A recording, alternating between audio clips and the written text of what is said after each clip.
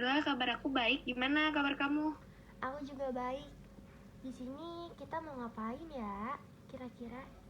Oh iya, kita kan mau nampilin podcast gitu kan? Iya, podcast kita kali ini materinya tentang menelaah ancaman terhadap ideologi. Ya udah yuk langsung aja nonton podcast kita. Menurut kamu ancaman terhadap ideologi itu gimana sih? Sama contohnya juga.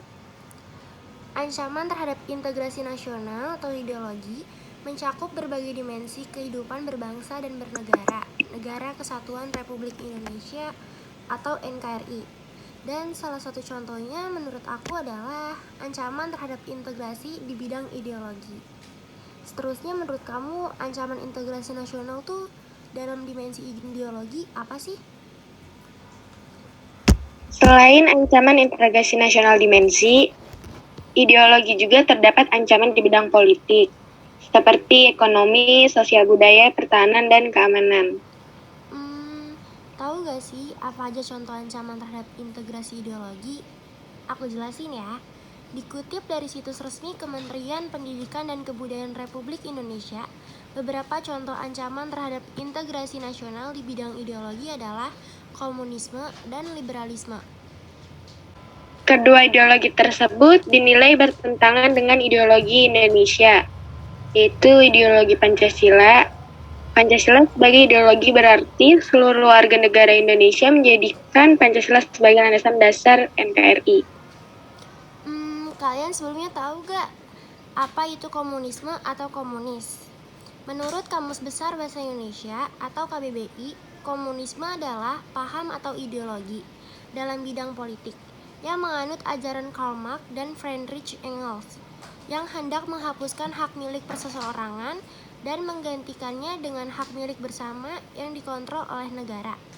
Komunis adalah penganut paham komunisme, sedangkan mengomuniskan adalah membuat jadi komunis atau menjadikan komunis. Di Indonesia pernah terbentuk Partai Komunis di Indonesia atau PKI pada 1924 yang bersifat non-kooperatif dan radikal. PKI banyak mendapatkan dukungan, khususnya dari kaum buruh yang sedang menghadapi depresi ekonomi pada 1923.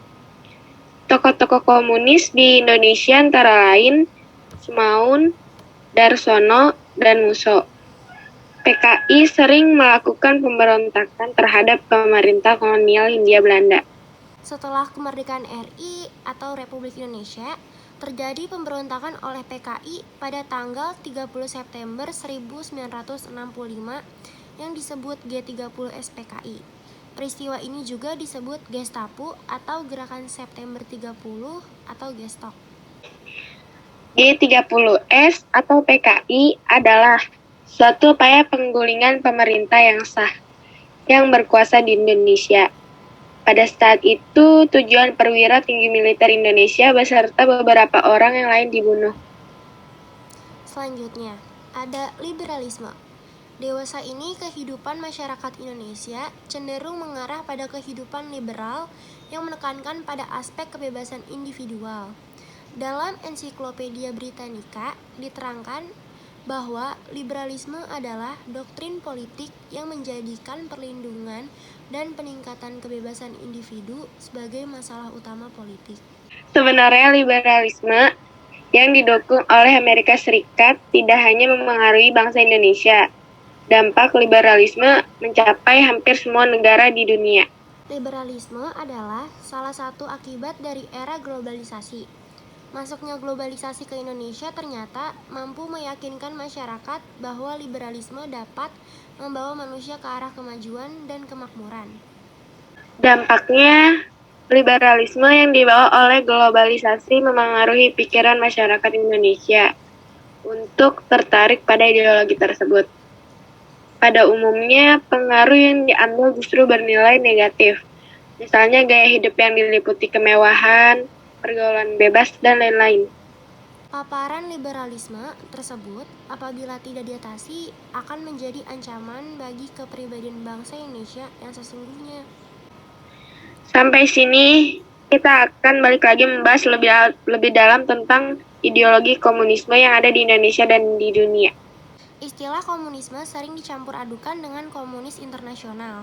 Komunisme atau Marxisme adalah ideologi dasar yang umumnya digunakan oleh partai komunis di seluruh dunia.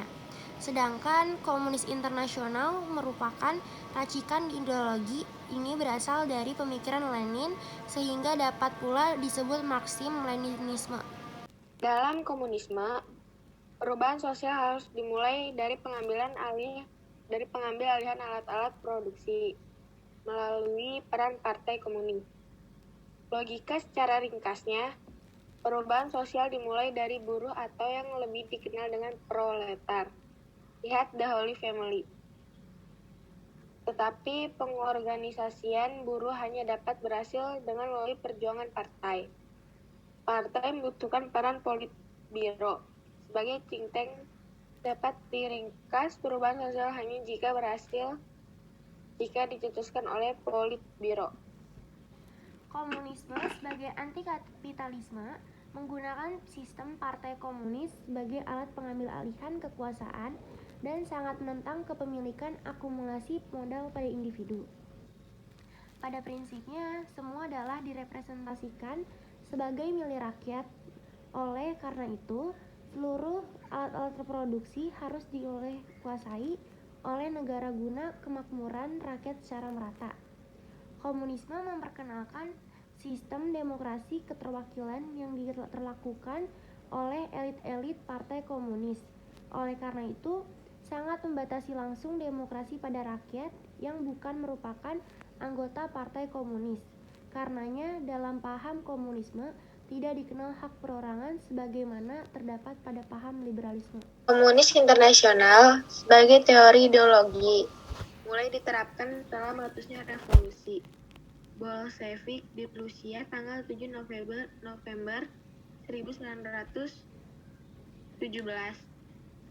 Sejak saat itu, komunis diterapkan sebagai sebuah ideologi dan disebarluaskan ke negara lain. Pada tahun 2005, negara yang masih menganut paham komunis adalah yaitu Tiongkok, Vietnam, Korea Utara, Kuba, dan Laos. Komunis internasional adalah teori yang disebutkan oleh Karl Marx. Ideologi komunisme di Tiongkok agak lain daripada dengan Marxisme-Leninisme yang diadopsi bekas Uni Soviet. Mao Zedong menyatukan berbagai filsafat kuno dari Tiongkok dengan Marxisme yang kemudian ia sebut sebagai Maoisme.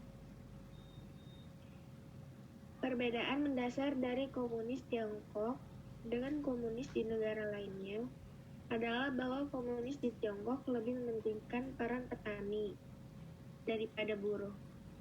Ini disebabkan oleh kondisi Tiongkok yang khususnya di mana buruh dianggap sebagai bagian tak terpisahkan dari kapitalisme. Indonesia pernah menjadi salah satu kekuatan besar komunisme dunia. Kelahiran PKI pada tahun 1920-an adalah kelanjutan fase awal dominasi komunisme di negara tersebut, bahkan di Asia. Tokoh komunis nasional seperti Tan Malaka misalnya, ia menjadi salah satu tokoh yang tak bisa dilupakan dalam perjuangan di berbagai negara seperti di Cina, Indonesia, Thailand, dan Filipina. Bukan seperti Vietnam yang mana perebutan kekuatan komunisme menjadi perang yang luar biasa. Di Indonesia, perubahan komunisme juga terjadi dengan insiden berdarah dan dilanjutkan dengan pembantaian yang banyak, menimbulkan korban jiwa. Tidak berakhir di sana, para tersangka pengikut komunisme juga diganjar ekstapol oleh pemerintah Orde Baru dan mendapatkan pembatasan dalam melakukan ikhtiar hidup mereka. Sejarah komunisme di Indonesia, era peperang kemerdekaan. Kelahiran komunisme di Indonesia tak bisa dilepaskan dari hadirnya orang-orang buangan politik dari Belanda dan mahasiswa lulusannya yang berpandangan kiri. Beberapa di antaranya adalah Snevely, Breiksma, dan Tan Malaka yang masuk setelah Sarekat Islam atau SI Semarang sudah terbentuk. Gerakan komunis di Indonesia diawali di Surabaya, yakni di dalam diskusi inter para pekerja buruh kereta api Surabaya yang dikenal dengan nama VSTP.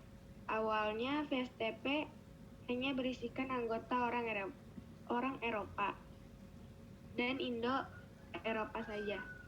Tetapi setelah berkembangnya waktu, kaum pribumi juga banyak yang bergabung.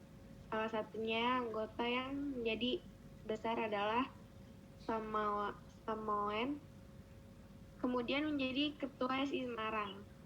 Komunisme kemudian juga aktif di Semarang, atau sering disebut dengan Kota Merah, setelah menjadi basis PKI pada era tersebut.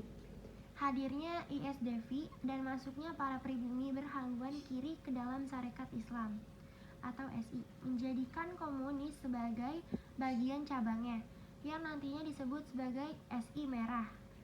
ISDV sendiri sering menjadi salah satu organisasi yang bertanggung jawab atas banyaknya pemogokan buruh di Jawa. Konflik antara SI Semarang atau SI Merah dengan SI Pusat di Yogyakarta atau SI Putih mendorong diselenggarakan Kongres atau susulan Haji Agus Salim yang diserahkan oleh pusat SI, baik SI Merah maupun SI Putih, menyepakati bahwa personel SI Merah keluar dari SI. Mantan personel SI Merah kemudian bersama ISDV berganti nama menjadi PKI. Kehancuran PKI fase awal bermula dengan adanya persetujuan Prambanan yang memutuskan akan ada pemberontakan besar-besaran di seluruh Hindia Belanda.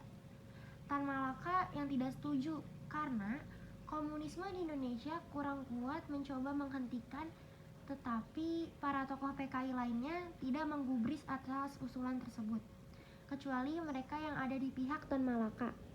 Pemberontakan terjadi pada tahun 1926 sampai 1927 yang berakhir dengan kekalahan PKI.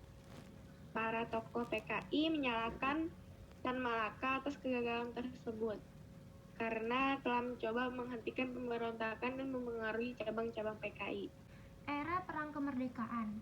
Gerakan PKI bangkit kembali pada masa Perang Kemerdekaan Indonesia. Diawali oleh kedatangan musuh secara misterius dari Uni Soviet ke negara Republik. Saat itu masih beribu kota di Yogyakarta.